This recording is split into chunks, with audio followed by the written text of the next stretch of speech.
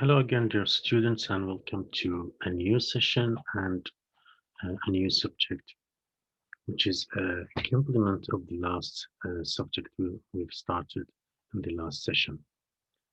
أرحب بكم بهذه المحاضرة الجديدة وهي امتداد للمحاضرة السابقة regarding the basics of learning English فيما يخص تعلم أساسيات اللغة الإنجليزية.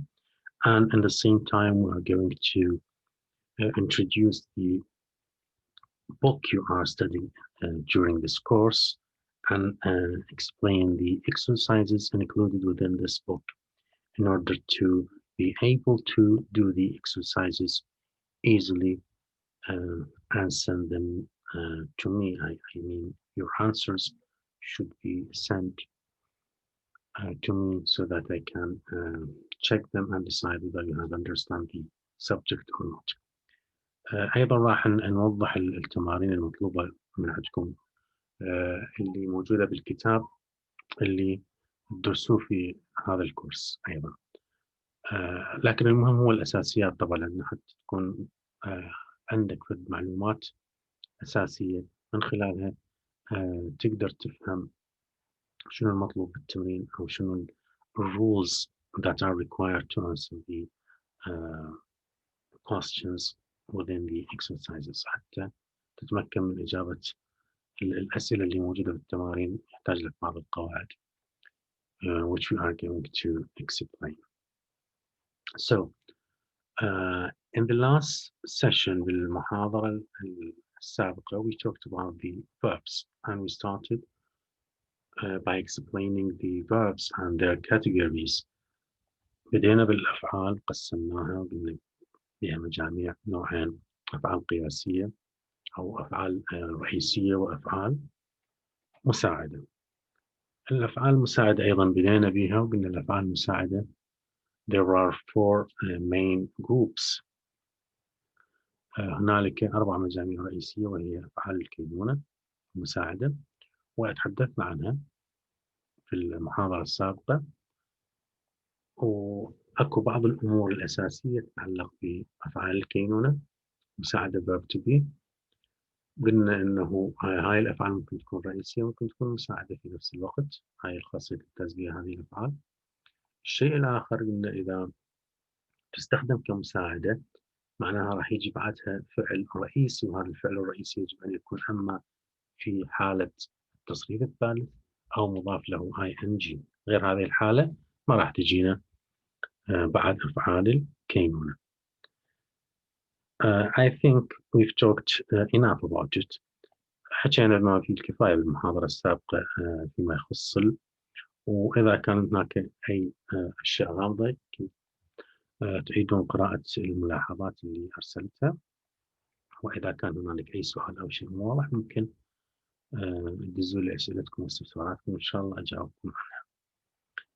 We also talked about the next group of auxiliary verbs، المجموعة الثانية من الأفعال المساعدة which is verb to have، اللي هي أفعال التملك المساعدة have has and بالماضي تصير had وبالتصريف الثالث أيضا had. And I've got a question by a student why we are using has and have in the same time. واحد من الطلاب سألني أتذكر سؤال بالتعليقات ليش هاز وليش هاد. الهاز هي مضارع ماخذة اسم الشخص الثالث تكلمنا عنها، والهاد هي اما تكون صيغة الماضي او صيغة التصريف الثالث للفعل هذا او هاز. Also we explained regarding this kind of verb فيما يخص هذا النوع من الافعال. قلنا ان اذا يجي كمساعد فمعناها يجي بعد رئيسي، وهذا الرئيسي يجب ان يكون في حالة التصريف الثالث. ما ممكن فعل يجين بعد الهاز أو الهاب أو الهات ويكون بغير حالة التصريف الثالث اللي هي اسم المفعول. Okay. And in the same time this verb is used as a main verb and an auxiliary verb in different cases. طبعا ممكن يجيني كفعل مساعد واستخدمه كفعل مساعد، ممكن يجيني كفعل رئيسي، ممكن نفس الجملة يعني ألقى نفس الفعل مستخدم مرتين، مرة رئيسي ومرة مساعد. Okay. but when it is auxiliary, it is auxiliary. Okay, and when it is a main verb, we cannot consider it as an auxiliary verb. من يجينا مساعد فهو مساعد، ومن يكون رئيسي فهو رئيسي ما له علاقة بالمساعد. اوكي، من يجينا رئيسي طبعا معناه الهاف او الهاز، معناها يملك او لديه او عنده او مصاب به كذا وكذا، وبالماضي معناها كان لديه او عنده او تناول الى اخره او شرب او الى اخره من المعاني اللي تتعلق بهذا الفعل. For today's session, I'm going to explain the next category, which is verb to do. أفعال العمل اللي هي أيضا من الأفعال المساعدة، وكذلك تجينا كأفعال رئيسية. تكون رئيسية فمعناها يفعل أو يقوم به. do معناها يفعل أو يقوم به، لذلك سميت أفعال العمل. نستخدمها كأفعال مساعدة. شو وقت نستخدمها كأفعال مساعدة؟ هاي الأفعال اللي هي do ودز بالمضارع، طبعا does مضاف الشخص الثالث، هي do مضاف لها الشخص الثالث، لأن مضارعات الدو والدز. did بالماضي مثل ما تشوفون، you can see that on the screen، الشاشة شوفوا. ودone التصريف الثالث. so it is also an irregular verb. هذا طبعا أيضا هو من الأفعال الشاذة في الكتابة. نقول شاذة معناها طريقة كتابته أو تحويله للماضي أو التصريف الثالث شاذ غير قياسي، يعني ما نضيف له إيدي، وإنما أما يقلب أو يبقى كما هو إلى آخره من الحالات. فمنستخدم هاي الأفعال كأفعال مساعدة. نستخدمها في زمنين فقط، وهو زمن المضارع البسيط والماضي البسيط. present simple and past simple. طبعا ذن الزمنين يمكن أن أذكرها لكم previously بالمحاضرة السابقة، أنه المضارع البسيط والماضي البسيط إذا كانت الجملة خبرية مثبتة لا يحتوي على فعل مساعد هذا الزمن. لكن من أنفي هاي الجملة الخبرية المثبتة في حالة كونها بالمضارع البسيط أو الماضي البسيط أحتاج فعل مساعد، لذلك أجيب أحد أفعال الكينونة حسب زمن الجملة. إذا كانت مضارعة أجيب الدو والدس، وإذا كانت ماضي أجيب الدد، وأستخدمها للنفي فقط. من أجل النفي أدخل عليها فعل مساعد. وكذلك إذا أحول الجملة من خبرية إلى استفهامية أيضا أحتاج فعل مساعد أقدم مع الفاعل، لأن كل جملة استفهامية مثل ما راح ناخذ أنواع الجمل must be preceded by the subject must be preceded by an auxiliary verb. كل جملة استفهامية الفاعل مالتها يكون مسبوق بفعل مساعد. That's why we are adding this auxiliary verb to these two tenses. وهذا هو اللي يخلينا نستعير هاي الأفعال، أفعال العمل، ندخلها على الجمل في المضارع البسيط والماضي البسيط، لأن هاي الزمن هذا أو الزمنين ذني ما يحتوون على أفعال مساعدة تركيبة الأساسية في حالة الجملة الخبرية المثبتة. أفعال العمل بنستخدمها كأفعال مساعدة auxiliary verbs or helping verbs. أكيد راح يجي بعدها شنو؟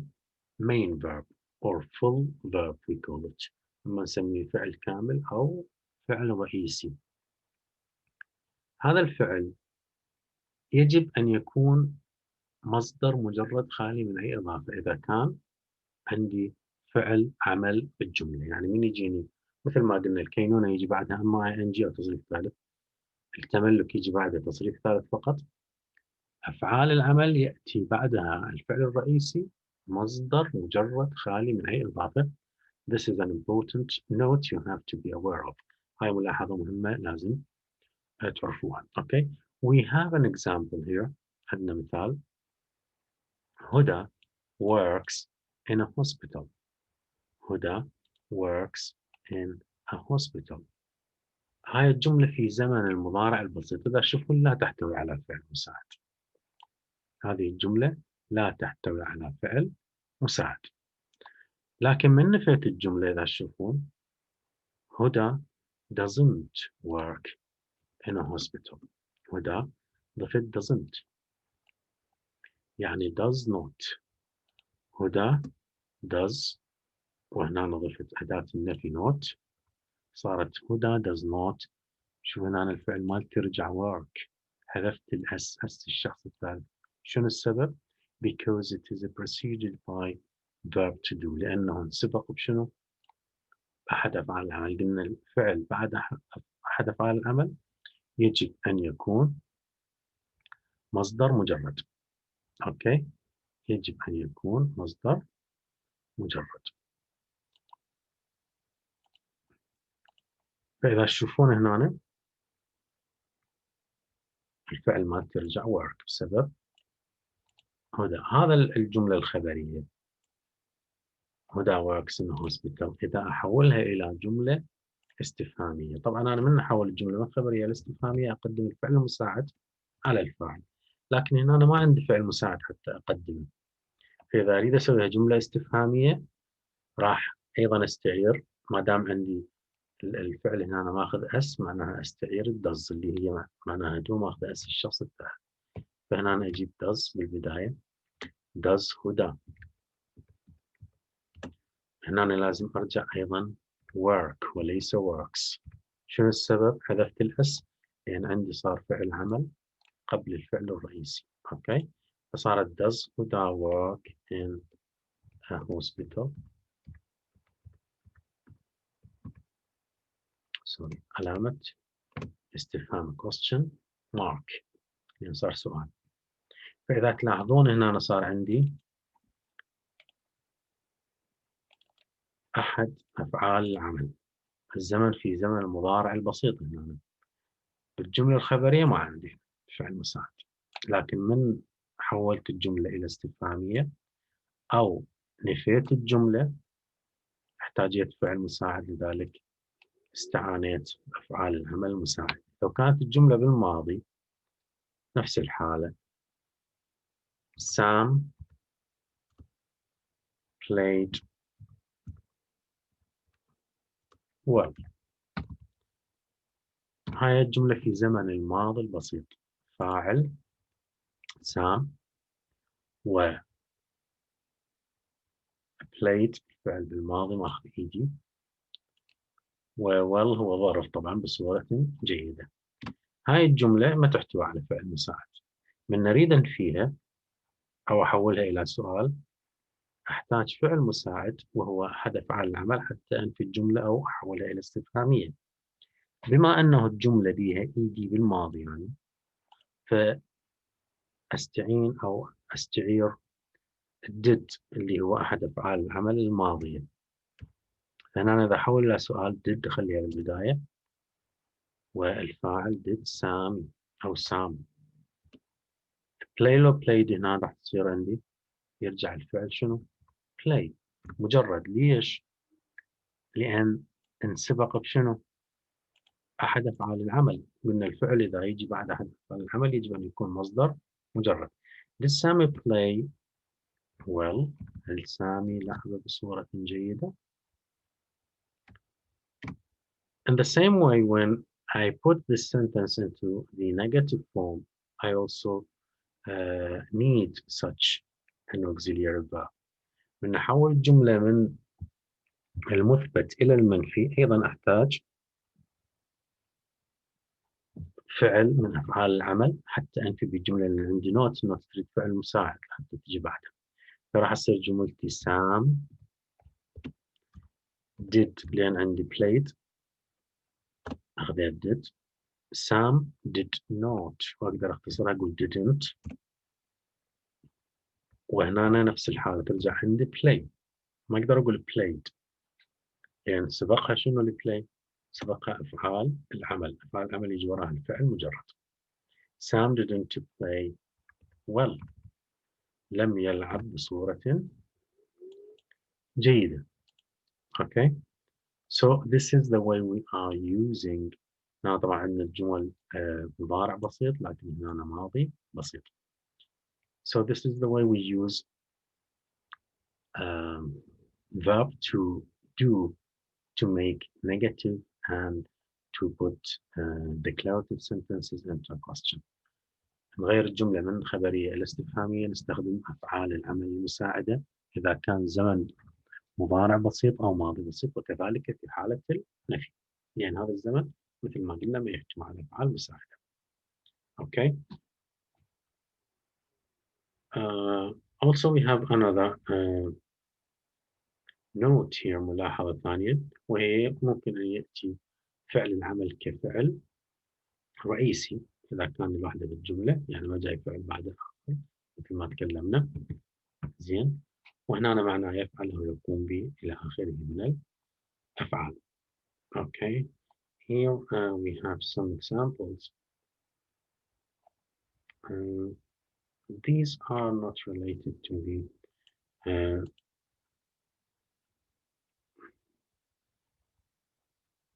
the note.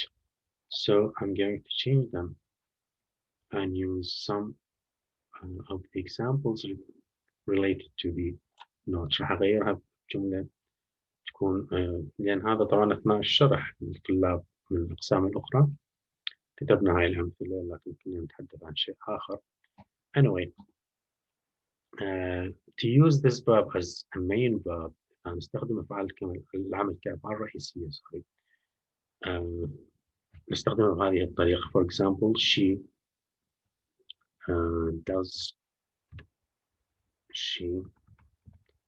does her homework at night. هي تقوم بواجبها البيتي في الليل. هنا does هل هو رئيسي أم مساعد؟ هنا أنا استخدمته كفعل رئيسي لأن لا يوجد فعل آخر بالجملة. هاي her homework واجبها البيتي at night طرف زمن. إذا هنا أنا استخدمته كفعل رئيسي. Okay. She, for example, did well in the exam yesterday. أبلت بلاء حسنا في الامتحان البارحة. هذا الدد اللي عندي أيضا جاني كفعل رئيسي للجملة وليس مساعد. ليش؟ لأن من أنظر بعد هنا أنا ما عندي فعل آخر. well هذا ظرف معناها بصورة جيدة. in the exam هذا ظرف مكان. yesterday ظرف زمان. إذا هذا هو فعلي الرئيسي. إذا ممكن أن أستخدمه كفعل رئيسي. I do my homework every night, so this sentence is the same. هذه جملة مشابهة أيضا. أقوم بواجب البيت كل ليلة. و she did well in the exam, the same.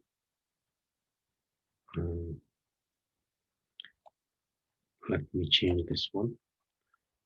For example, they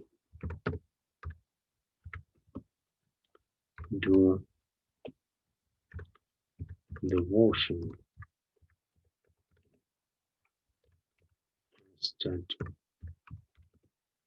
of their mother.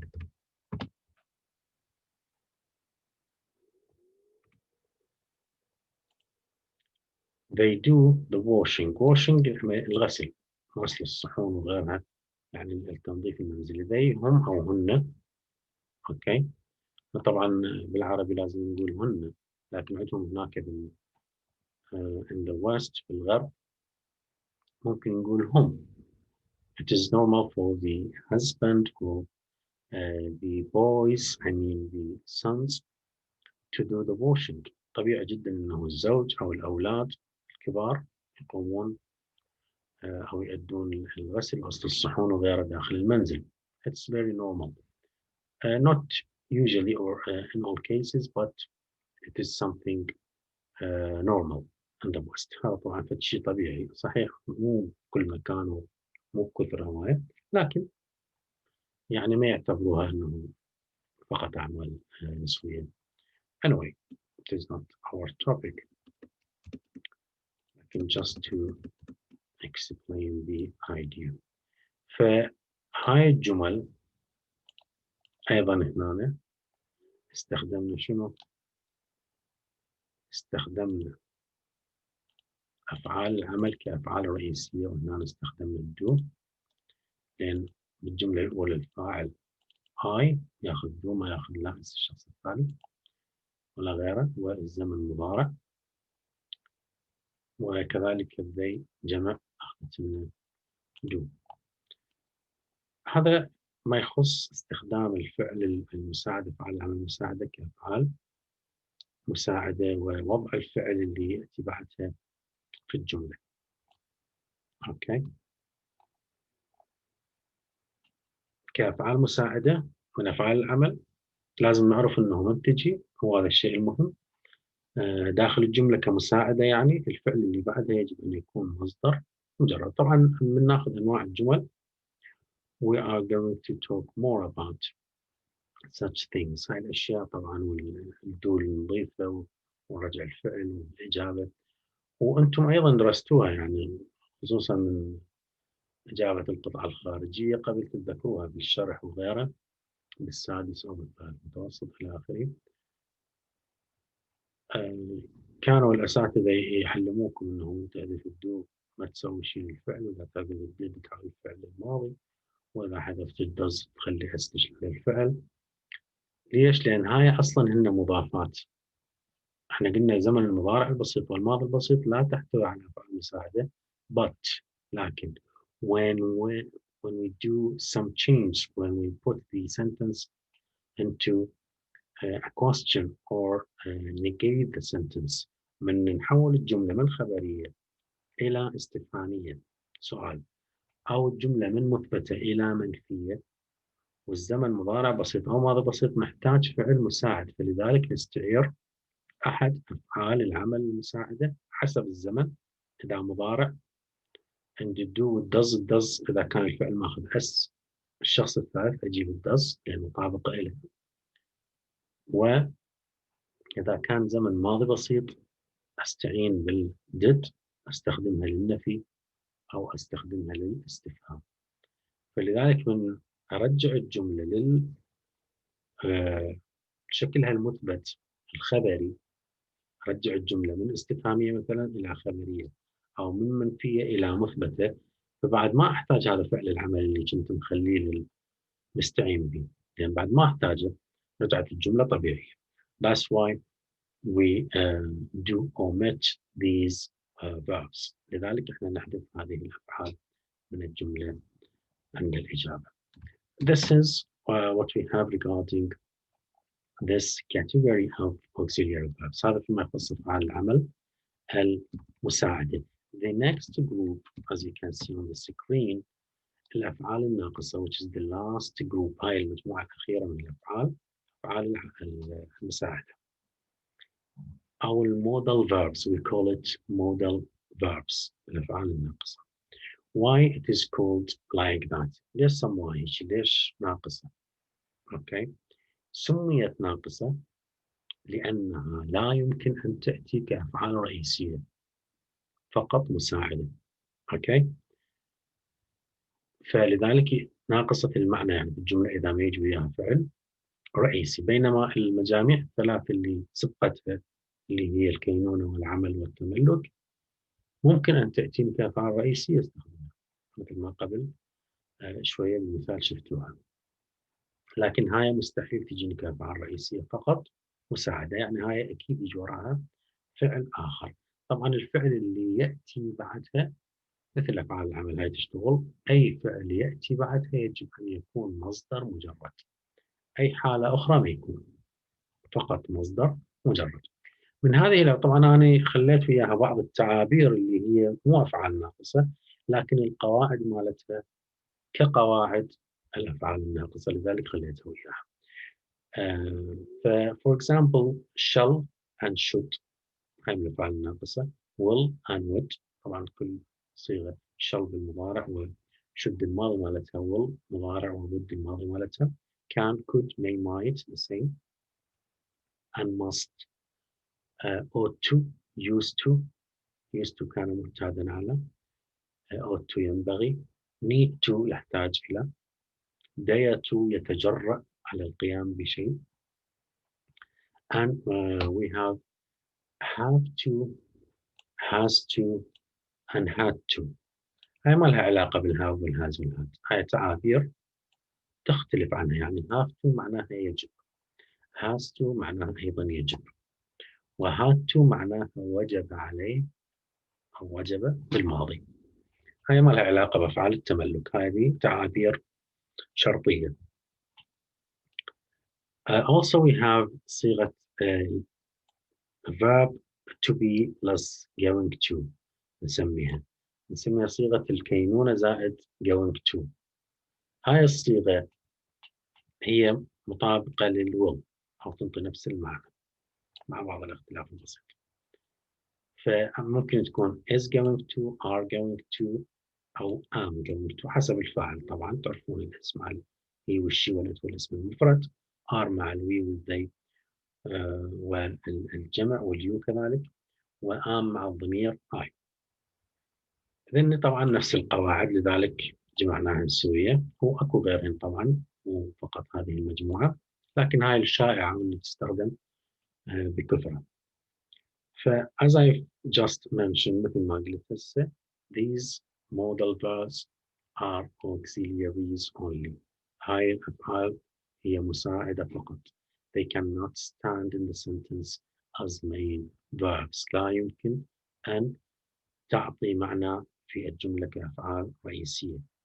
So they are always followed by the main verbs. دائما تكون متبوعة أو يجي بعدها فعل رئيسي في الجملة. Here we have some examples. Tom will travel next week.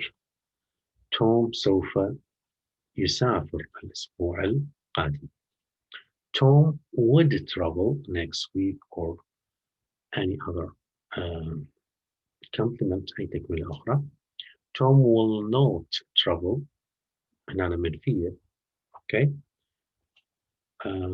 إلى آخره. طبعا هذا نفس الكلمة نستخدمها مرة بالمضارع، مرة بالماضي، مرة استخدمناها بالنفي. أوكي. بالمناسبة will not المختصر مالته يصير won't. won't هو المختصر ل will not.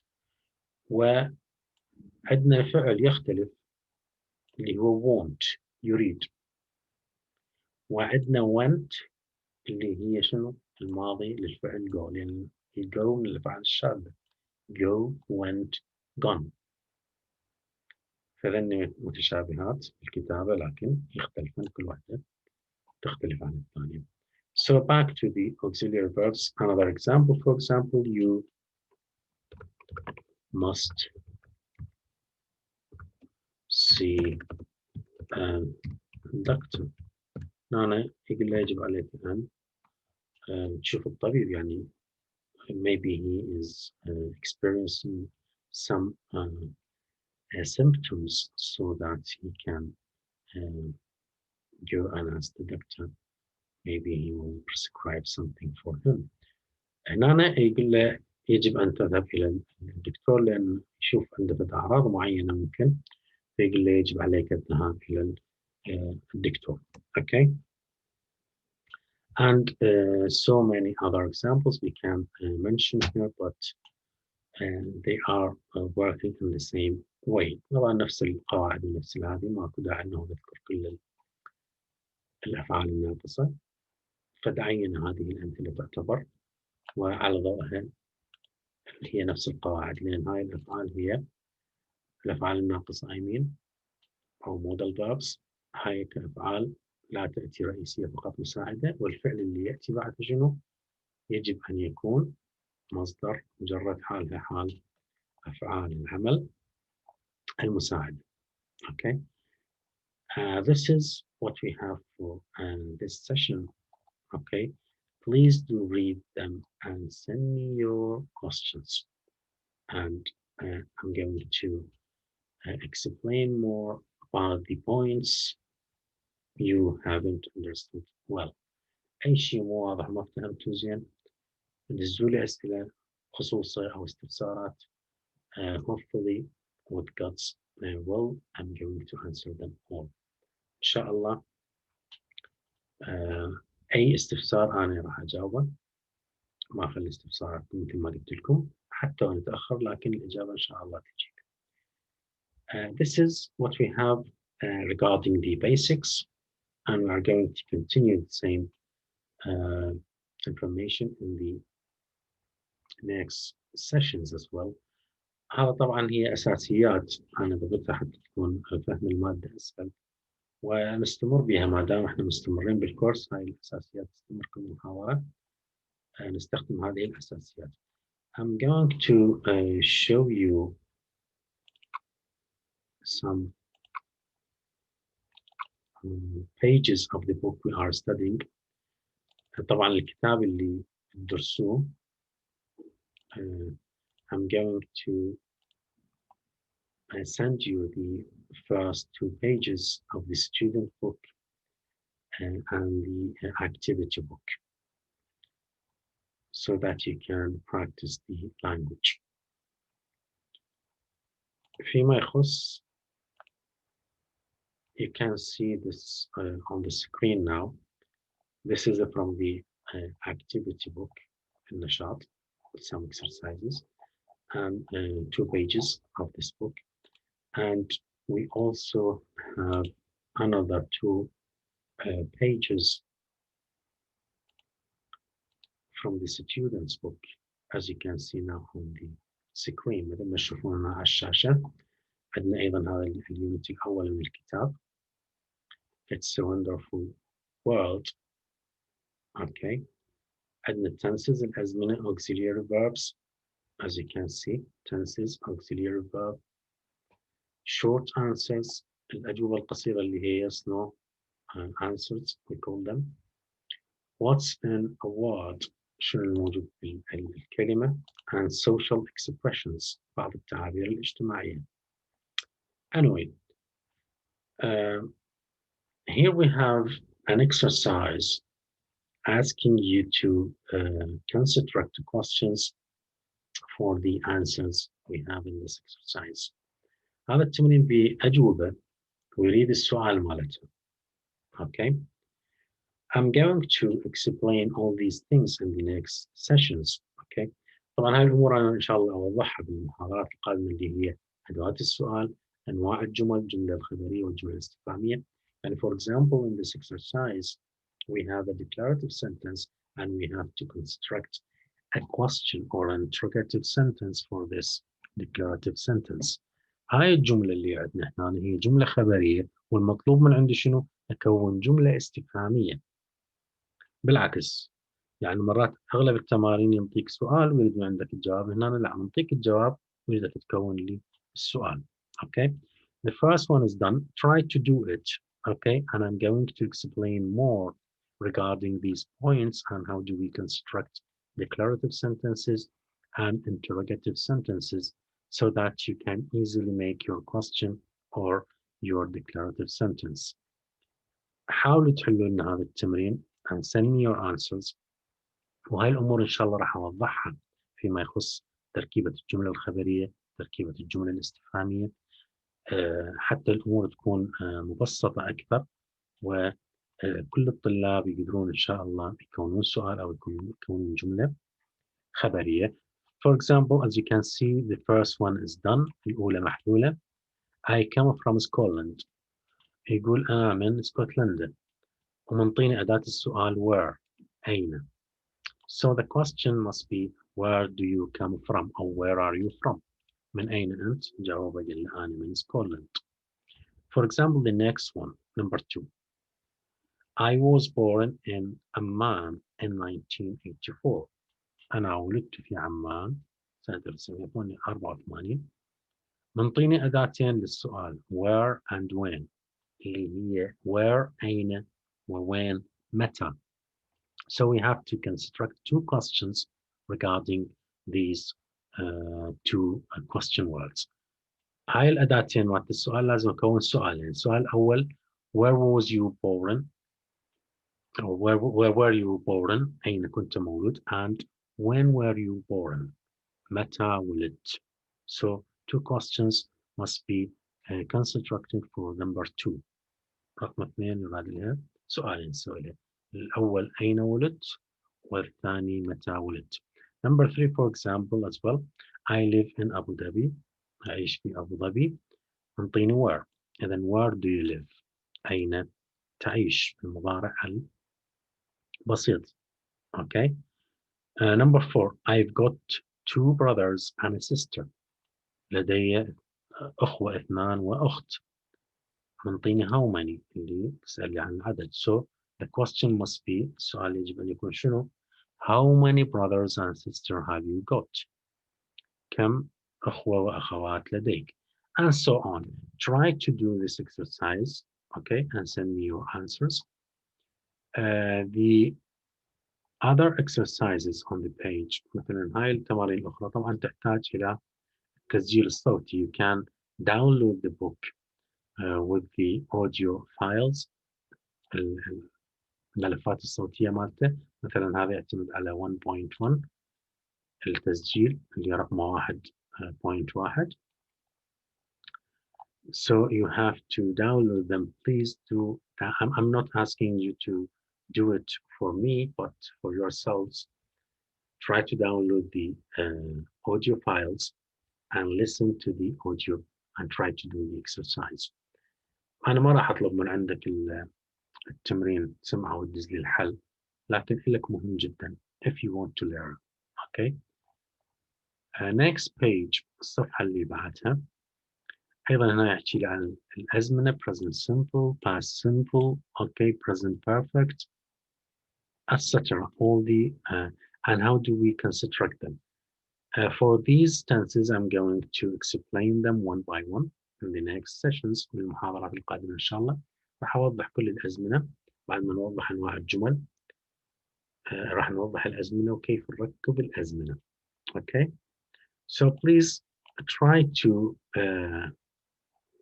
answer these exercises first, and then you will be able to do them when you watch the next sessions. For this exercise, as you can see on the screen, negatives and pronunciation. طبعا اللي هنا شلون نلفظ الأصوات هنا. اوكي، تكون الجملة منفية، وإذا كانت مثبتة ونسوي contraction للauxiliary verb plus the not. طبعا بنسوي اختصارات الأفعال المساعدة مع الفاعل أو مع النفي وطريقة لفظها. يعني هذا يتعلق طبعا أيضا يعتمد على الملف الصوتي. اوكي، يعتمد على الملف الصوتي. Anyway, talking about you، هذا التمرين الآخر number 2 talking about you. تحدث عنك. Complete the questions. أكمل الأسئلة. What فراغ do last night. أنا عندي last night. What does that mean? It means the previous night، يعني الليلة الماضية. Last night الليلة الماضية. So the sentence must be in the past tense. لازم تكون في زمن الماضي. Okay. What فراغ do. هنا أنا عندي مجردة. شو وقت يكون الفعل مجرد؟ عندما يكون مسبوق بأما أفعال العمل أو أحد الأفعال الناقصة، مثل ما وضحنا قبل شوية. زين. last night معناها بالماضي، فأكيد إن أنا ما عندي أحد الأفعال الناقصة، فأكيد عندي أحد أفعال العمل. فمنو أفعال العمل؟ الزمن ماضي أكيد did، فتصير what did you do last night. السؤال مالتي جاوبه يقول I stayed at home and watched television.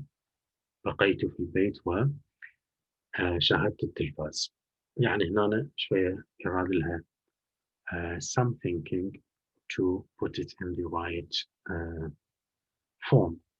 تكون السؤال يراد له شوية صفنة من عندك حتى تكون السؤال بالطريقة الصحيحة. طبعا تقرأ الجواب بالبداية. زين.